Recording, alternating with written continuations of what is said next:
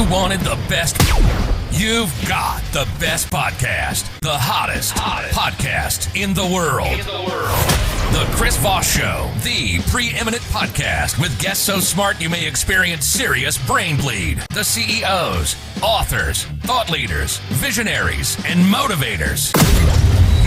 Get ready. Strap yourself in. Keep your hands, arms, and legs inside the vehicle at all times, because you're about to go on a monster education roller coaster with your brain. Now, here's your host, Chris Voss. Hey folks, Chris Voss here from the ChrisVossShow.com. Ladies and gentlemen, our ladies season that makes official. Welcome to the big show. As always, the Chris Voss Show is a family that educates you and makes you smarter for over 24 years. And, over 2,400 episodes. We're not 24 years old. Jeez, my back's really tired if we are. And over 16 years of being in the Chris Voss Show. We turned 17 in August. 2 more months? Jesus, wow. Anyway, we've been around for a long time, folks. So refer the show to your family, friends, and relatives. Go to goodreads.com/Chris Voss, LinkedIn.com/Chris Voss.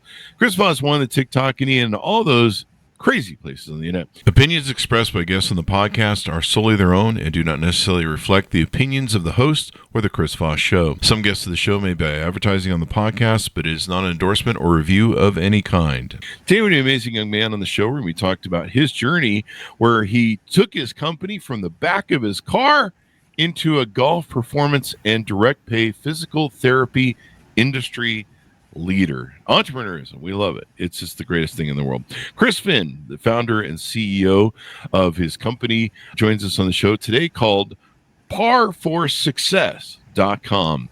And we're going to be talking to him about his data, his info, how he built his company, how he's gained success, and keeps on growing. Chris is a licensed physical therapist, certified strength and conditioning specialist, Titleist Performance Institute certified medical professional, certified precision nutrition coach, and Golf Digest Top 50 golf fitness professional. Welcome to the show, Chris. How are you? I'm doing great. That was a heck of an intro. Well, you got a heck of a bio, man. You personally work with players in the PGA, the LPGA, the Korn Ferry Tour, and World Long Drive Champions. So there's a lot of golfing going on here on the show today. It's the golf show today. we do it a little bit here and there. Yeah, it's definitely golf through and through here. And give us all your .coms. Where can people find you on the interwebs? Yeah, I mean at Instagram, Facebook, X. I mean, it's all just at par4success, par the number 4 success, and then par4success.com. That's kind of all the great places people can find us. So give us a 30,000 overview of what you do there. Yeah, so our mission is really to help every golfer in the world play the game as long as possible at as high of a level as possible. So the number one reason why kids stop playing a sport, why grown men after they've retired stop playing the game of golf is it stops becoming fun anymore. And the body is a big reason why, particularly for those listening who are over the age of 40.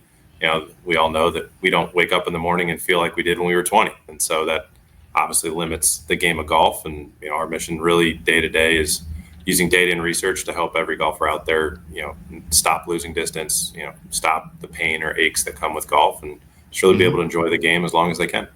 Yeah, it's kind of a wild setup on golfing, how it works. You've got to do the weird swing, and you've got to do it perfectly, and I imagine there's shoulders, there's hips, rotation, everything else that's into it. And I mean, it's as you get older, things don't quite move as smoothly maybe.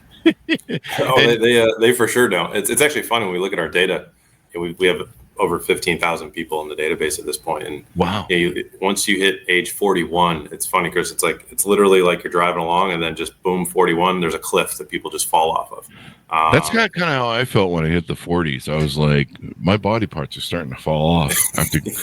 I have to. Well, there's data to back it too. Really? You're not alone. And it's just super common for people as they age.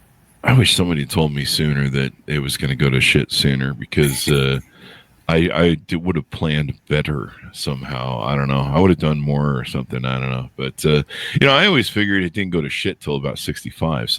So you guys help drive golf performance. How do you do that? How do you work with people to make them better? What does that look like?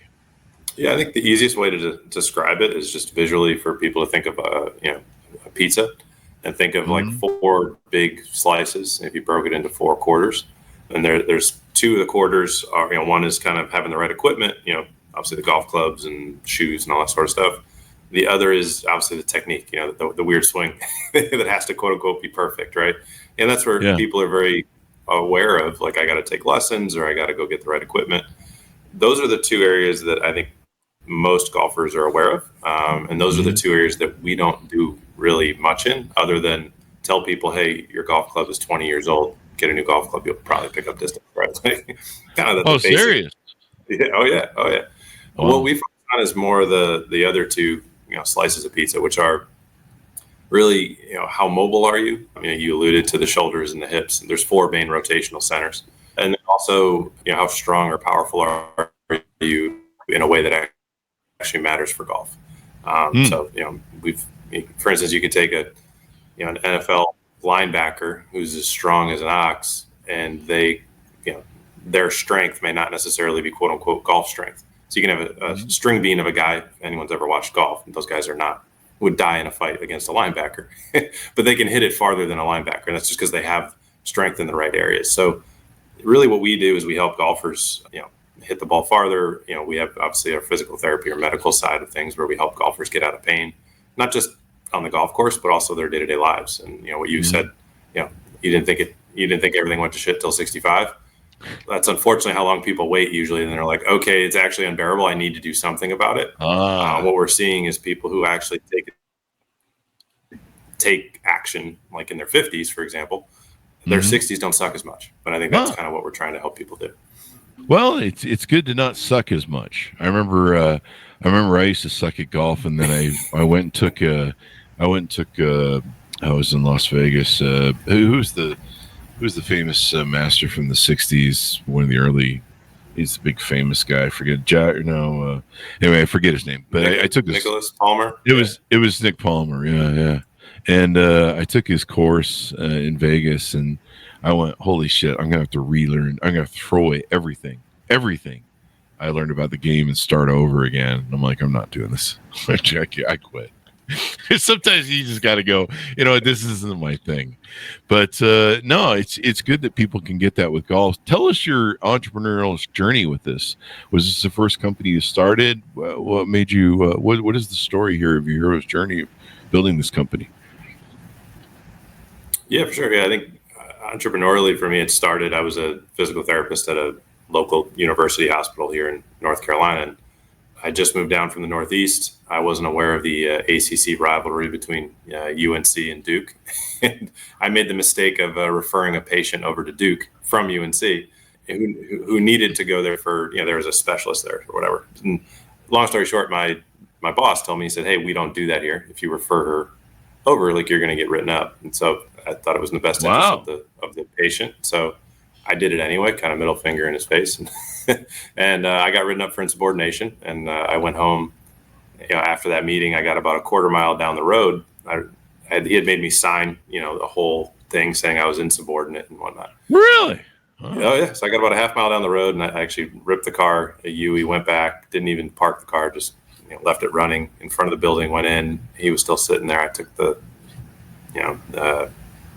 insubordination paper that he made me sign. I ripped it up, dropped it on his lap, and then went home and told my wife, I think I didn't think I was going to be a good employee, and I probably just needed to do something on my own. So that was kind of wives love to hear that. Yeah. So that was kind of the start of it. At that point, obviously I was in the strength and conditioning, physical therapy space. I had fallen in love with golf after college.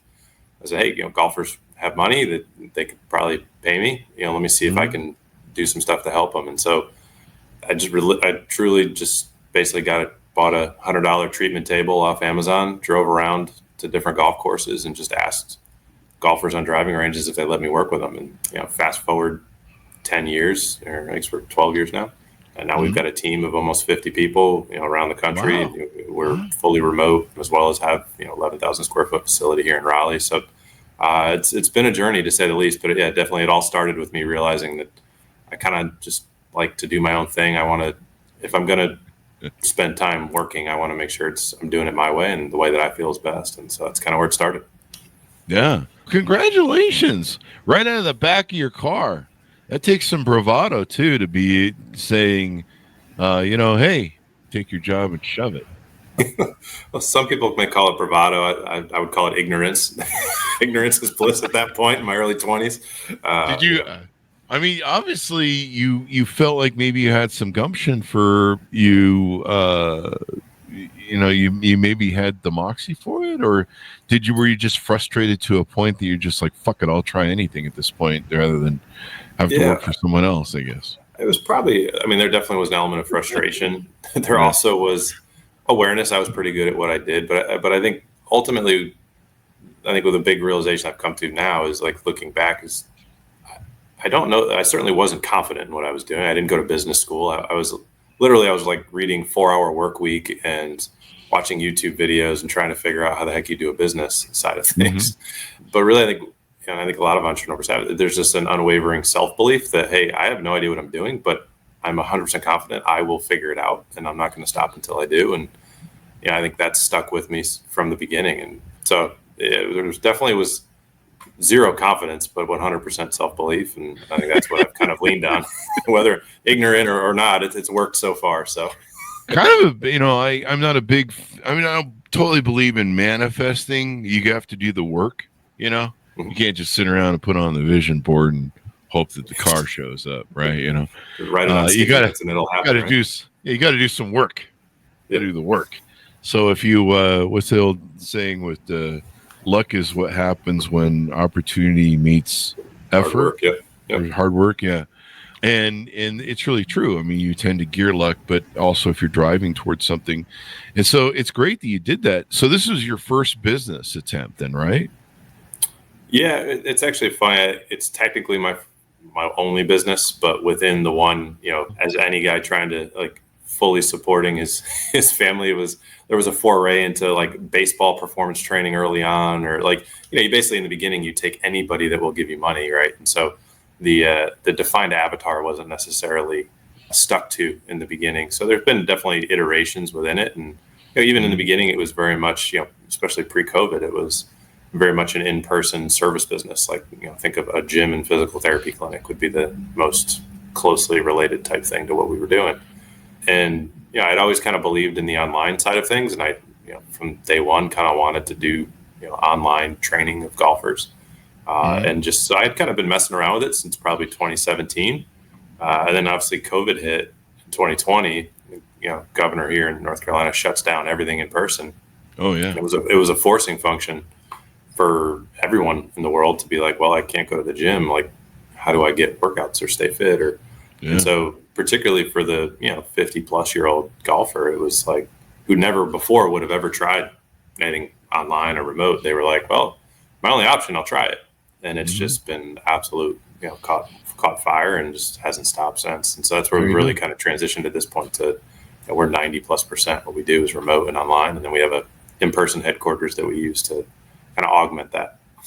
So now are all the people, you said you have people spread out throughout the country, are they all your employees? Do you do franchising at all? No, so we're definitely focused at growing the online model of it. So we have employees, in about 20 different states. I think that's one of the cool things. When I started the business, my goal's always been to kind of be the gold standard, and obviously what we deliver in terms of golf fitness and rehab. But I think ultimately also to be one of the, a great place for strength coaches and physical therapists to work. Anybody who's ever been in the gym business or the physical therapy business knows that, the work schedules as a trainer or a PT are shit. You're working doubles, you're up at 6 a.m. or 5 a.m. 6 a.m. would be late, right? You're working 5 a.m. till 9 p.m. And, it's a tough life. And so to be able to do it online, we're able to give, strength coaches, bring them in out of that world. They can work a normal 9 to 5 and make more than they would make in the gym world. So it's been cool to kind of be able with the model, not only deliver the same outcomes remotely as we do in person. That's a big part of our research kind of mission, but also to give from the employee standpoint, improve the kind of the employee life or just kind of work experience, which has been fun. Yeah, definitely. So, who's your prospective client? If someone's out there listening, how do they know that they fit the bill of what you can help them with? Yes, I think the ideal client is somebody who loves the game of golf, is playing, at least once a week. Generally 45 plus, I would say, that's generally when the body's breaking down. So you can't play as much as you'd like to, or you've lost distance compared to where you used to hit it. You're losing lots of money to your friends every time you play. All of those things would qualify. I think that is, if we're talking like the target, like ideal person that we work with. But we also help tons of guys, in their 30s who are, maybe they were college players. Now they're trying to play competitively in the mid-am world. Oh, really? And then obviously, and then we have obviously PGA and LPGA tour players that you see on TV every week, all the way down to 10-year-olds. But definitely the biggest clientele that we work with are those, high level individual achievers, C-suite guys, who enjoy playing the game of golf. They're busy, they travel a lot. It's like, how do I help my golf game even if I only got 15 minutes a day? Those are the people that we help. Gain at least 10 yards, improve your turn flexibility, and stop pain. Is that a natural movement, the movement that we make for the golf swing? Is that, I know in like baseball pitching, that's not a natural movement. And that's why, pitchers get fucked up. Or at least that's my understanding of it. I could be wrong. I suppose somebody's going to write me. Is it a natural movement, that whole, thing that we do? 100%. You don't do that every morning when you wake up, Chris? No. Yeah, neither does anyone else in the world. Yeah, it's definitely not a normal movement. It's, and I think particularly as we get older, with the doctors, the lawyers, the business executive, like y'all sit on an airplane, you sit in a desk, you sit in your car, like you're not doing anything that's helping you rotate more. You're actually doing things that are going to eliminate your body's ability to rotate. So now you then go out and try to play the game of golf, which is telling you to rotate as fast and hard as you can. It's like trying to drive. It's driving a Porsche without brakes. Yeah. Like at some point, the road's going to curve, or there's going to be a need to stop, and you're not going to be able to. And then that's when people run into problems. Yeah, my girlfriend says I need to rotate more, but I'm not going to finish the rest of that joke. Anyway, I'm just going to leave it at that. Anyway, I mean, what can you do in 30 seconds? Anyway, what else do we need to know about your company and what you do for golfers that maybe we haven't touched on and teased out to people?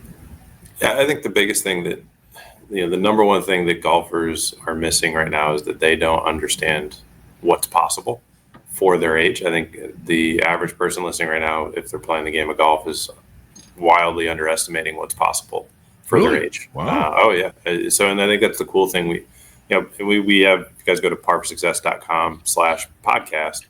We've actually got there for you for free. It takes 5 minutes. You can assess, real quick, the main rotational centers. And then from there, we'll actually send you, what, shows you how you compare to other guys your age, what's actually possible versus where you're at. It shows you your club head speed, where you rank for other golfers your age group.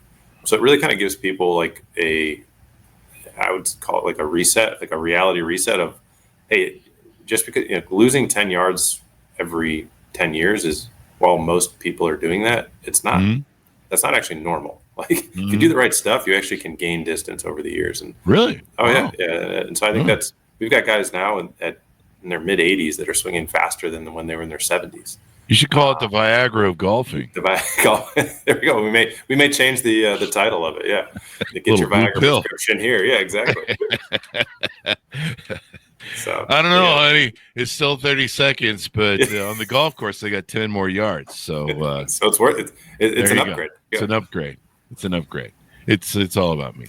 So, yeah, I mean, extra 10 yards per swing. What you do 3 to 4 par hole, so that's an extra 40 yards technically.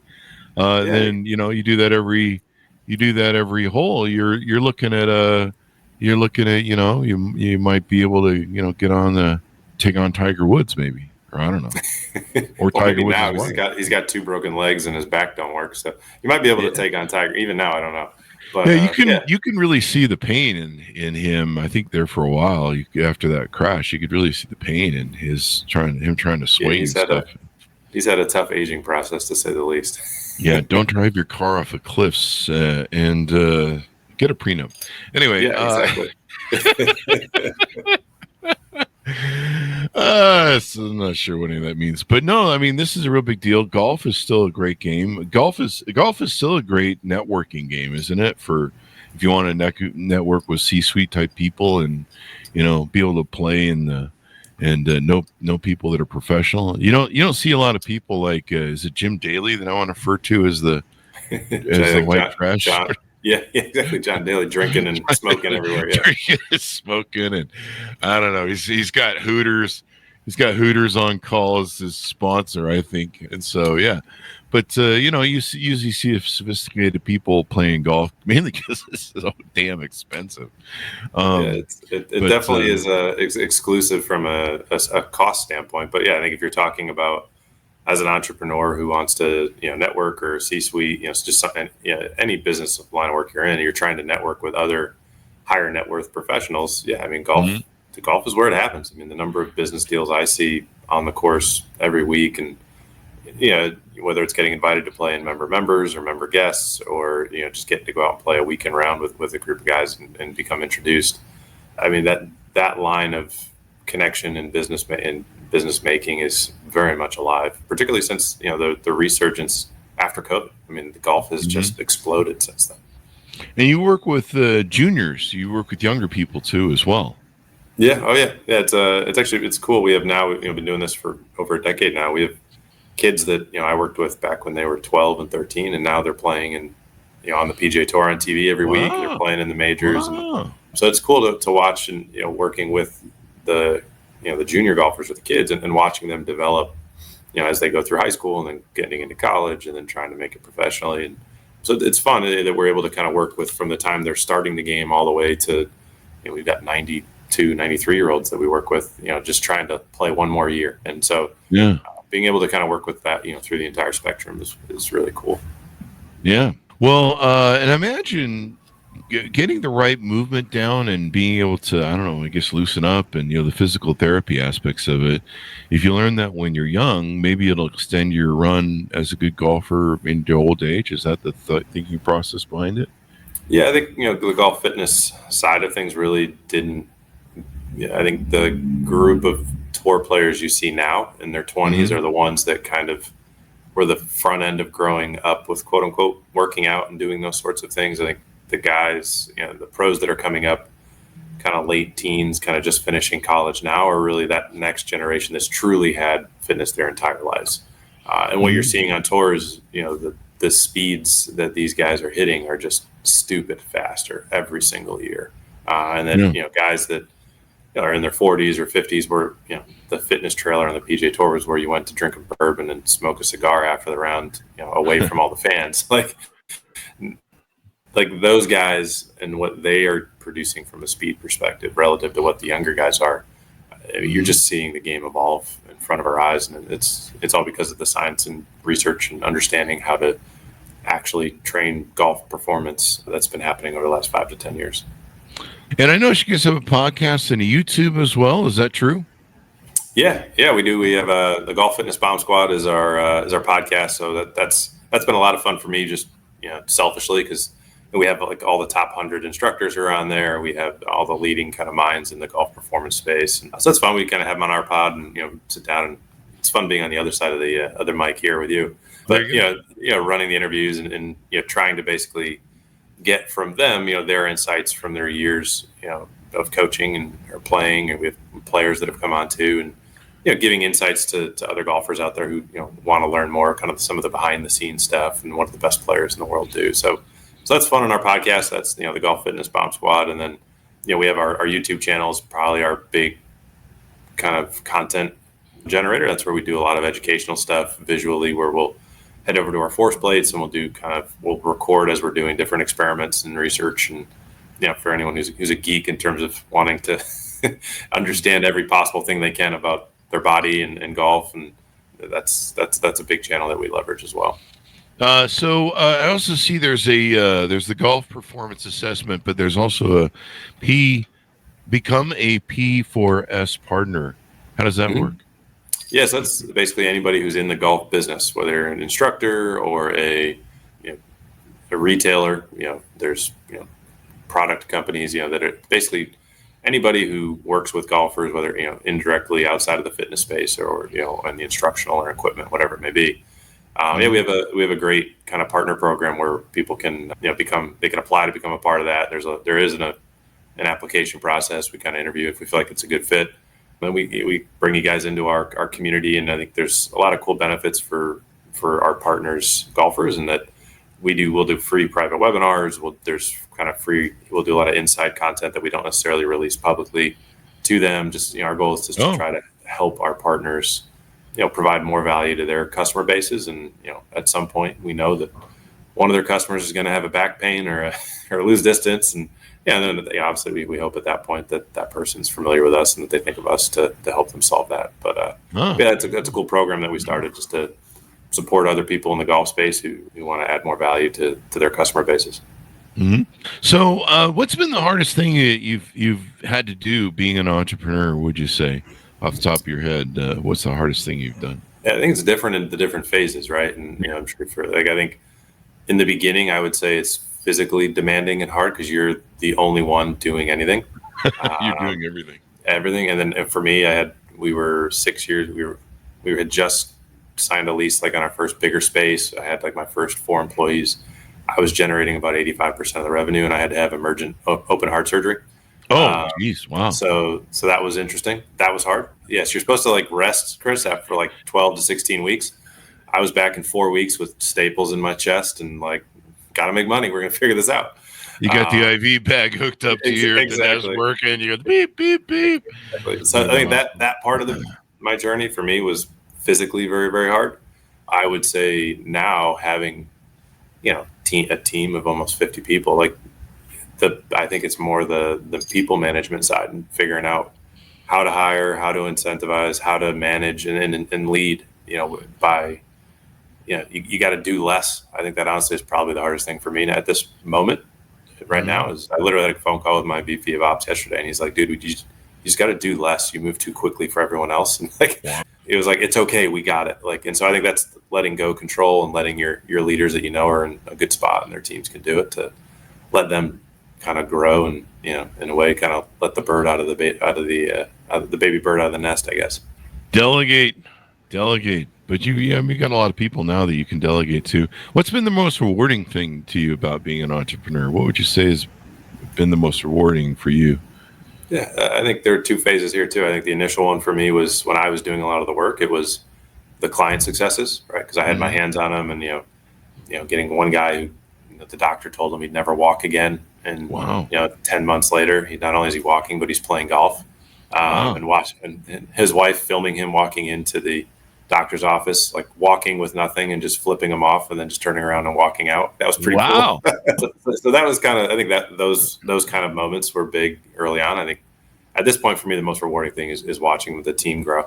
That conversation that I literally had yesterday was so rewarding. It was I got a phone. I was all right, they're ready. I did my job. They're good to go. Now I just let them do their thing.